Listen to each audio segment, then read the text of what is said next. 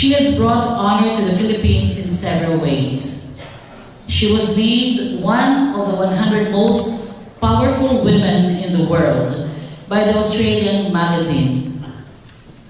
She was chosen as laureate of the Magsaysay Award for Government Service, known as the Asian equivalent of the Nobel Prize. She was cited for bold and moral leadership in cleaning up a graft-ridden government agency. Most recently, she obtained the highest number of votes from states parties during the 2011 election of judges of the International Criminal Court. She is the first Filipino and the first Asian from a developing country to be elected in the ICC. Dr. Santiago is one of the most intellectually brilliant leaders that our country has ever seen. She earned the degrees Bachelor of Arts, Magna Cum Laude, and Bachelor of Laws, Cum Laude, from the University of the Philippines.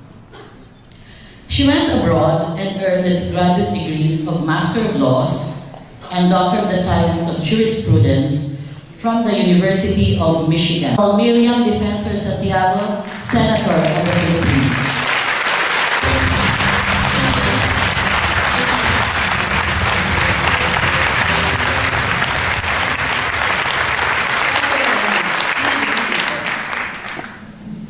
Napakaseryoso ninyong audience. Natatakot na tuloy ako, baka galit kayo sa akin dahil late ako. I beg your forgiveness. I'm late because I was waylaid by the Senate media here in an adjoining room.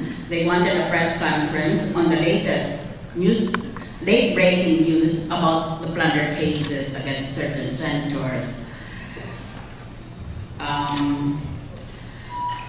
Mag-umpisa kaya muna. Nagtataka talaga ako kanina dahil usually pag nagsalita ako, magulo na ang audience. Lahat ng mga estudyante. So, natanong ko ang sarili ko, bakit ang tahimik na tumatawa?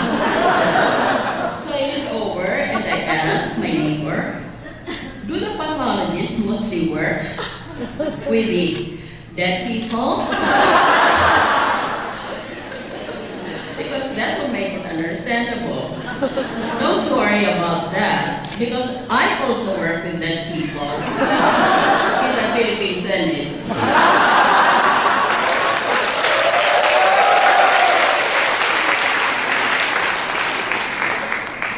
Manakalo muna ako, although I have a pronounced Visayan accent. Please forgive me. Para sa ibang tao, ang high blood pressure nila ay congenital o kaya ay nanggaling sa magulang. Ang sa akin naman, iba. Ang high blood pressure ko ay political. Pagkatapos ng kanyang medical examination, sinabi ng doktor sa kanyang pasyente, bad news, meron kang sakit at hindi na magtatagal ang buhay mo. Sabi ng pasyente, gaano pa ako katagal daw? Sumagot ng doktor, 10. Nagtaka ang pasyente, anong ibig niyong sabihin? 10 years, 10 months. Sumagot ang doktor, 10, 9.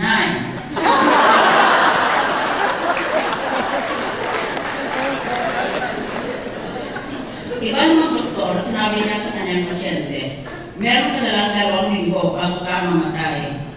Sabi ng pasyente, naku, konti panahon na lang pala.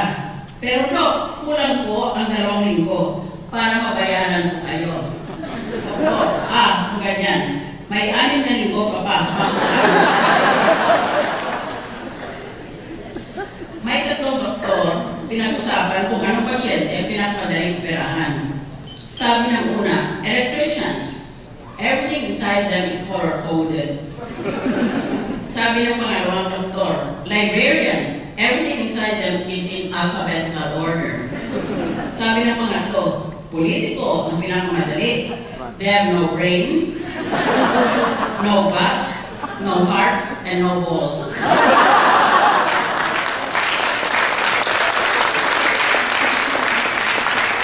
I will now start my speech. Otherwise, maging kamukha na lang ng press conference kung wala nang ginawa, kung hindi insultuhin ng mga kalaban mo. Nahihiya naman ako sa inyo, kaya matinong ako. Quality health care. Affordable quality health care remains high on the list of governments worldwide. France in 2000 was ranked #1 in healthcare by the World Health Organization. French citizens receive universal health coverage from their government. Britain is known as the home of socialized medicine. China is in the midst of major healthcare reforms. The United States is visibly struggling with so-called Obamacare. Quality healthcare requires clinical laboratory testing, which is your field of specialization. Laboratory tests provide practitioners and clinicians with objective inputs that are needed to prevent, diagnose, treat, and manage disease. Laboratory data is necessary for major medical decisions. Recent developments in molecular level and genetic testing are dramatically changing clinical practice. The report of the American Society for Clinical Pathology of June 2010, citing the National Center for Biotechnology Information, states that genetic tests are now available for more than 1,700 diseases, which is an increase from the 1,250 recorded in 2005. Healthcare in the Philippines. The Constitution provides for the state policy that, quote, the state shall protect and promote the right to health of the people and install health consciousness among them. Hence, every Filipino should receive affordable and quality health benefits. However, healthcare in the Philippines ranges from world-class facilities provided by private hospitals in urban areas to practically non-existent facilities in rural areas.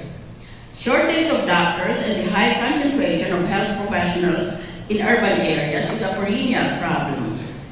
60% of Filipinos die without ever seeing a doctor. This situation, I'm afraid, will not change soon. As an archipelago with 7,107 islands and a population that grows at an estimated 2 million per year, more innovative solutions to reach out to over 93 million Filipinos is necessary. Innovative solutions. You have asked me to talk about innovative practical solutions, specifically for healthcare practice in far-flung areas in the Philippines. Nagtataka ako kasi, doctor nga din ako, pero doctor blows ako eh. Bakit ako magtuturo ng mga doctor sa medicine? Pero yun ang assignment ko. Whenever my sister, who is a medical doctor like yourselves, but is practicing in the United States, calls me overseas and tells me to take this or that medication, I always pull my rank and I tell her that because I'm the eldest, I'm the best doctor in the family.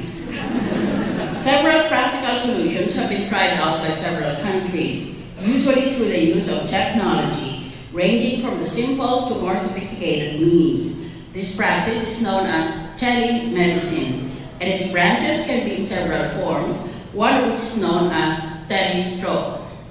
Here are a few examples. 1. In the United States, Wisconsin's regional health systems have set up telemedicine networks to reach out to remote places.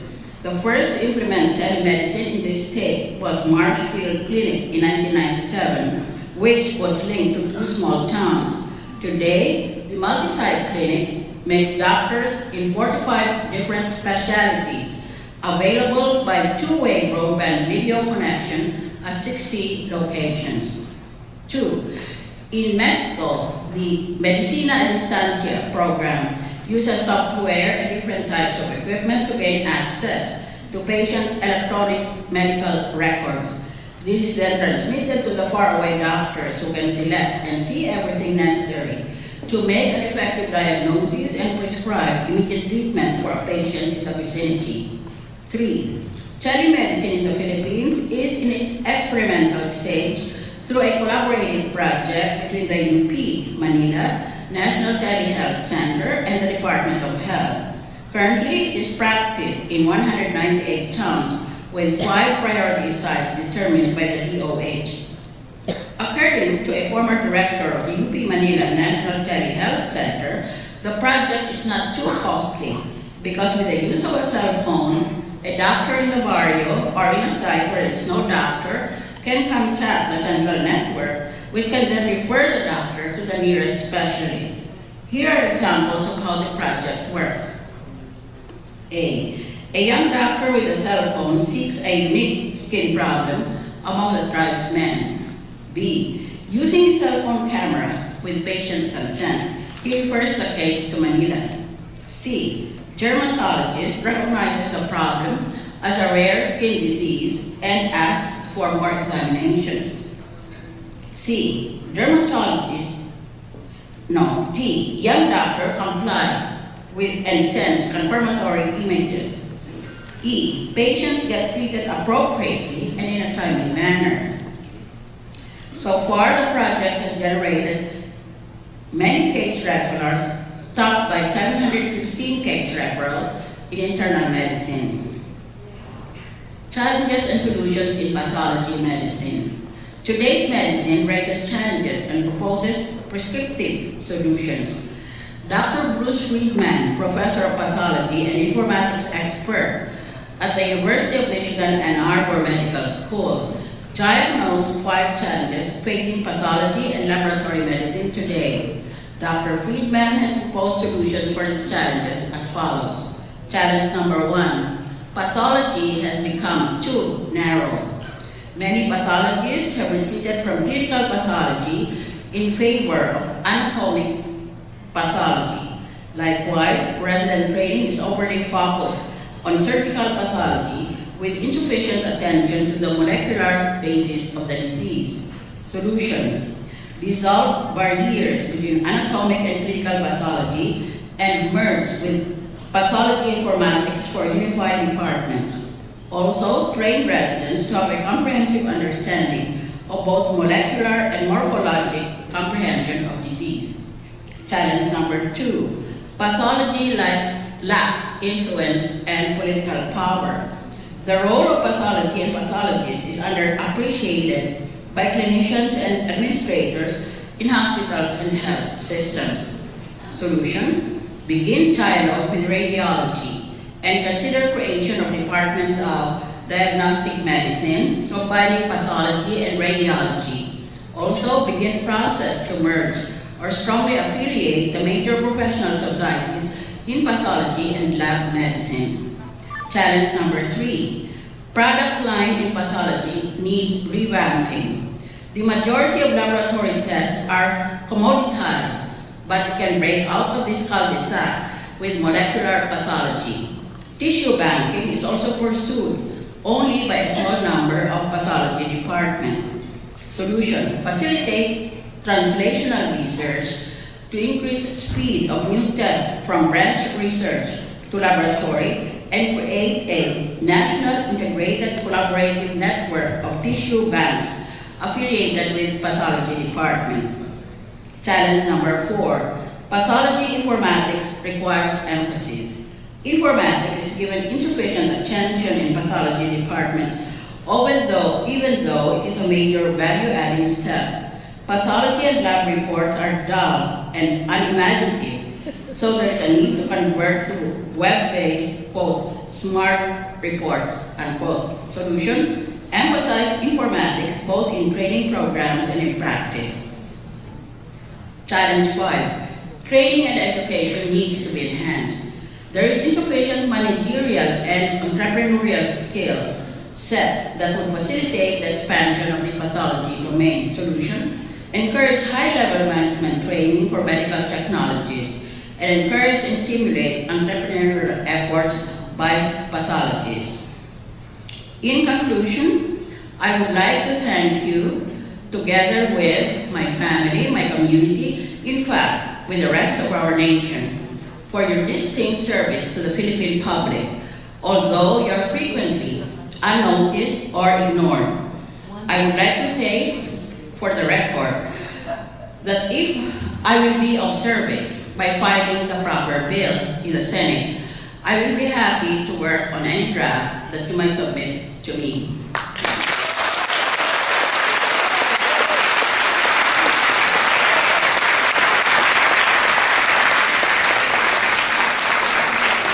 Thank you very much for your unheralded services to our community. But don't worry, because whatever you put into life, that is what you will take out of life. That is the signal in this poem called Life's Mirror. And I would like to read it to you because it is a tribute to people like ourselves. There are loyal hearts, their spirits brave. There are souls that are pure and true. Then give to the world the best you have, and the best will come back to you. Give love, and love to your life will flow. A strength in your utmost need. Have faith, and a score of hearts will show their faith in your work and deed. Give truth, and your gift will be paid in kind, and honor with honor meet. And a smile which is sweet will surely find a smile that is just as sweet. Give sorrow and pity to those who mourn. You will gather in flowers again, the scattered seeds from your thought outborn, though the sowing seemed but vain. For life is the mirror of king and slave. 'Tis just what we are and do. Then give to the world the best you have, and the best will come back to you. Thank you.